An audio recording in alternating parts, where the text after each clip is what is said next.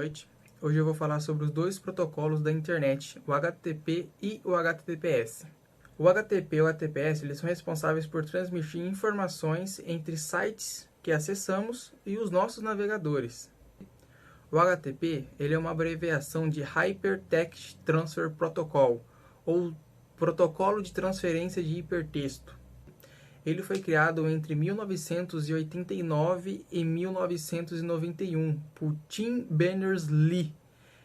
Tim Berners-Lee ele é mais conhecido popularmente como o pai da web. O HTTP ele é o protocolo responsável por enviar e receber dados entre o navegador e o servidor, como exemplos como textos, imagens, vídeos, páginas da web, quando a gente acessa algum site.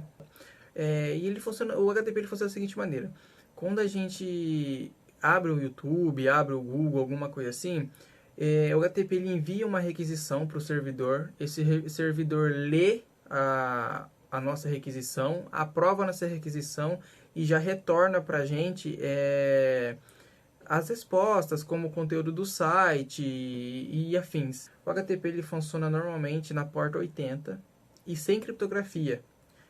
Ou seja, que os dados eles trafegam abertos e podem ser interceptados a qualquer momento por alguém que esteja na maldade ali. O HTTP ele vem vindo com muitas atualizações desde quando ele foi lançado. A primeira versão do HTTP foi o HTTP/0.9 e ele era uma versão muito simples, óbvio, como foi a primeira, e ele só aceitava o modo GET como funcionamento. Já o HTTP 1.0, que é a próxima versão que vem em 1996, ele já é uma versão que já vem trazendo métodos como o POST, o head, os cabeçalhos, que é um avanço muito grande para o HTTP comparado à versão antiga dele. Já no ano seguinte, em 1997, o HTTP já se lançou a versão 1.1. Essa versão veio com melhorias em desempenho nas comunicações persistentes e comunicações em cache. 18 anos depois do lançamento da versão 1.1, em 2015, veio a versão 2, a 2.0, que ela é mais eficiente, não teve tantas alterações assim. E em 2022, 3 anos atrás, veio o HTTP 3. O HTTP 3 ele substitui o protocolo TCP pelo protocolo QUIC, oferecendo mais velocidade e mais segurança. Na minha explicação anterior, eu citei alguns termos desconhecidos, como o GET, o POST, o head e o GUIC. E agora eu vou explicar eles para vocês, o que cada um é. O GET é aquele carinha que ele solicita os dados de um servidor, como uma imagem, a página HTML do site e tal, ou como uma informação de uma API. O head, ele é parecido com o GET, mas ele não retorna o corpo do conteúdo, ele só retorna o cabeçalho. O POST ele já envia os dados do servidor para criar um formulário ou processar algo. Ele seria mais ou menos para quando você quer criar sua conta no Google, você quer fazer login na sua conta do Google, o POST serve para enviar esses dados lá para o servidor. Agora eu vou falar sobre o último, que eu citei, que foi o GUIC. Ele é um protocolo mais novo, ele foi criado pelo Google, ele roda sobre UDP, mas traz muitos recursos conhecidos do TCP. E com isso ele vem com melhorias de desempenho e segurança. Agora eu vou falar sobre alguns probleminhas do HTTP, que apesar dele funcionar, ele não possui nenhuma camada de segurança. E com isso acaba permitindo que qualquer pessoa com acesso à rede pode te interceptar e acessar suas informações. Isso aí engloba tudo, sua senha, seus tipos de dados, sua conta bancária, tudo. Finalizando o assunto do HTTP, vamos entrar agora no HTTPS. A sigla do HTTPS é praticamente a mesma coisa, fica Hypertext Transfer Protocol Security. Só foi colocado um Security no final, para falar que é uma nova versão. E o seguinte, como eu citei, o HTTP ele não tem aquela camada de segurança. Agora, já o HTTPS, ele nos dá a nossa camada de segurança, fazendo a gente trafegar na internet com muita mais confiança. O HTTPS, ele adiciona uma camada de segurança para a gente usando a criptografia SSL e TLS. SSL e TLS são os protocolos que garantem a comunicação segura para a gente poder navegar na internet. O SSL veio primeiro, como a comunicação segura da web, e logo veio seu sucessor, que é o TLS. Ele veio com mais melhorias e desempenho. Essa camada que eles adicionam protege nossos dados durante aquele envia e recebe, que tem aquele que ele envia para o servidor, get envia, o post recebe. Isso impede que ele acaba sendo lido por terceiros. O HTTPS ele é tão seguro que esse protocolo é usado até hoje para ajudar na segurança de sites bancários, lojas virtuais e qualquer esquema de senha e login. Se você reparar bem, em alguns sites, ele tem, quando ele é HTTP e quando ele é HTTPS, quando é HTTP você normalmente não consegue acessar, e quando você consegue acessar, ele fica um cadeadinho logo do lado da sua barra de pesquisa. Esse cadeado é te informando que aquele site não é seguro, aquele site não usa um tipo de um protocolo de segurança que já está já tá liberado para a gente ter uma segurança maior. E finalizando, como a gente pode ver, a principal diferença entre o HTTP e o HTTPS está na segurança. O HTTP veio primeiro, foi o primeiro que foi jogado para a gente. Ele é simples, é bom, mas ele é inseguro. Já o HTTPS, ele já traz aquela criptografia para a gente, já garante a segurança das nossas informações, integridade e autenticação também, né? Enquanto o HTTP ele usa a porta 80, o HTTPS usa a porta 443. Bom dia, boa noite. Eu vou estar dando aqui algumas dicas para que você possa se manter seguro enquanto você usa a internet. Uma das dicas que eu posso dar é muito cuidado onde você clica. Às vezes aquele anúncio no canto da tela falando de alguma coisa que te interessa. Às vezes um e-mail falando que você deve dinheiro. Não clique em uma coisa dessa por instinto, por vontade.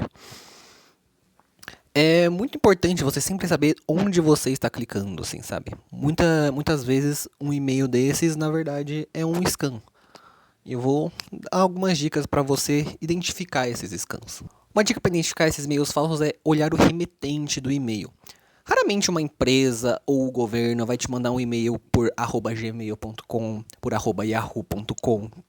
Essas empresas maiores, assim, sempre têm domínio próprio.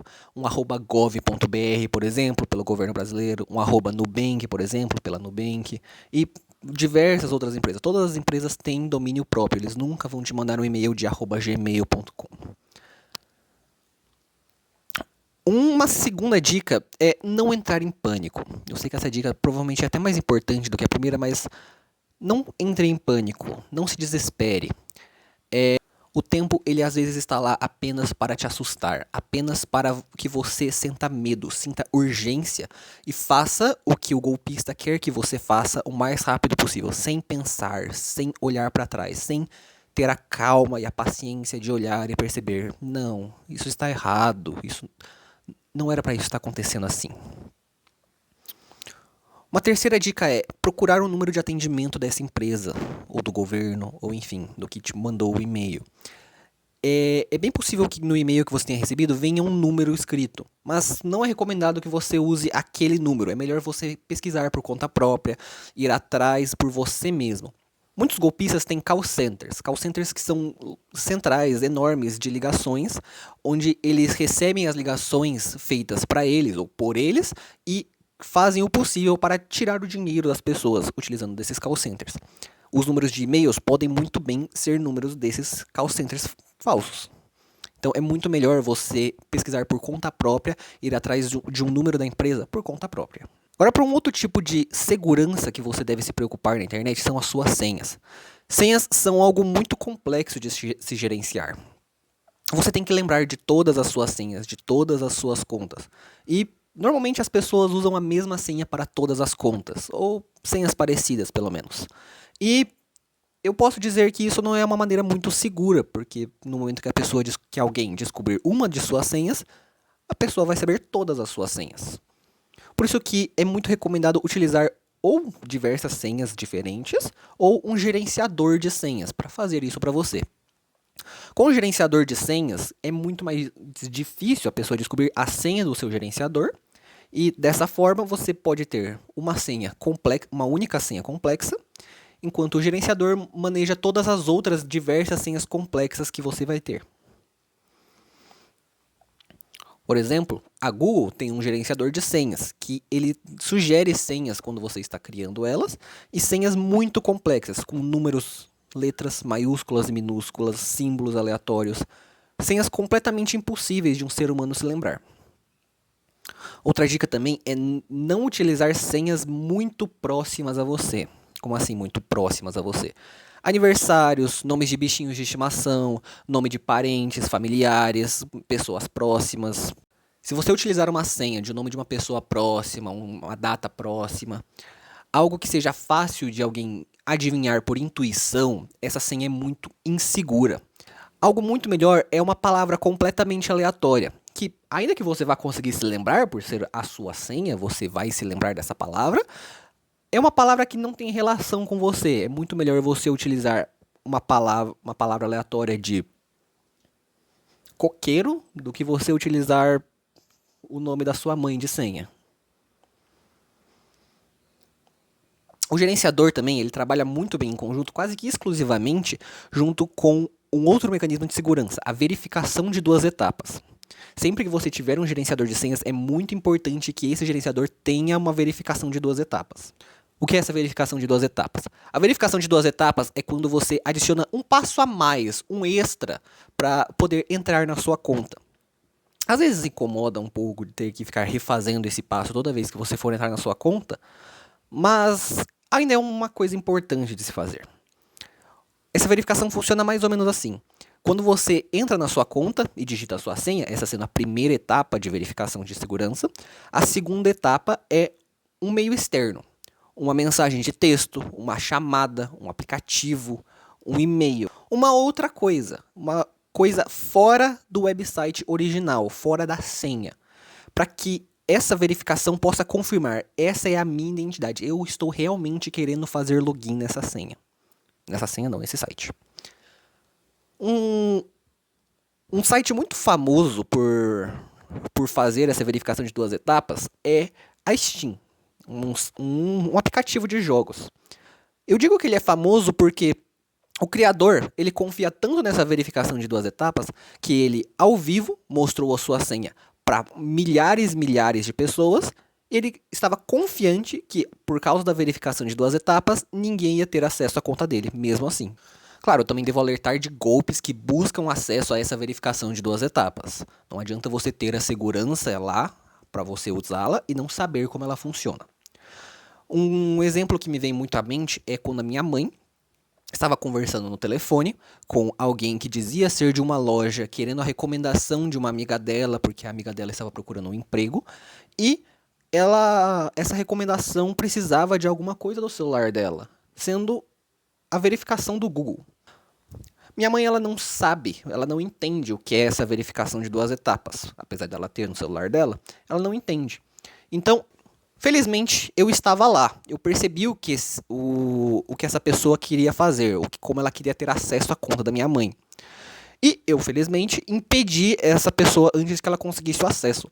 Mas minha mãe estava muito perto de conceder o acesso da verificação de 2 etapas.